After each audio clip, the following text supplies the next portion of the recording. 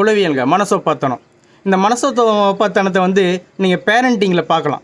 இப்போ உங்களுக்கோ இல்லை உங்கள் அக்கம் பக்கத்தில் யாருக்காவது இந்த 2 வயசு 3 வயசு குழந்தைக்கு சாதம் ஊட்டும்போது நீங்கள் அதை கவனிக்கலாம். ஓகேவா?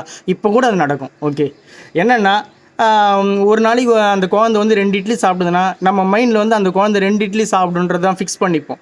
ஆனால் ஒரு நாள் வந்து அது 1.5 இட்லி சாப்பிட்டு அதோட ஒரு சிம்டம்ஸ் கொடுக்கும், எனக்கு போதுன்ற மாதிரி ஏதோ ஒரு சிம்டம்ஸை கொடுக்கும். அதை கவனித்தாலும் அதை வழக்கமாக சாப்பிட்றது தானே அவர் 2 இட்லி அப்படின்னு சொல்லிட்டு அந்த அரை இட்லி எக்ஸ்ட்ரா மீந்த இட்லி எடுத்து ஊட்ட போவாங்க.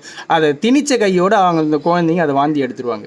ஓகே, என்னென்னா நம்ம கணிக்கணும். இப்போ அதுதான் அந்த மனசோப்பாத்தனம். இது வந்து முதல்ல எங்கள் அப்பா சொல்லும்போது தான் நான் ஃபஸ்ட்டு கேள்விப்பட்டிருக்கேன். என்ன சொல்லுவார்னா, போன வெறி லாபம், 1.5 இட்லி சாப்பிட்டான், நீ நான் வெறும் வயிறோடவா இருக்கான், 1.5 இட்லி சாப்பிட்டான்ல, இந்த அரை இட்லி ஊட்டி அதை வாந்தி எடுக்க வைக்கணுமா அப்படின்னு கேட்பார்.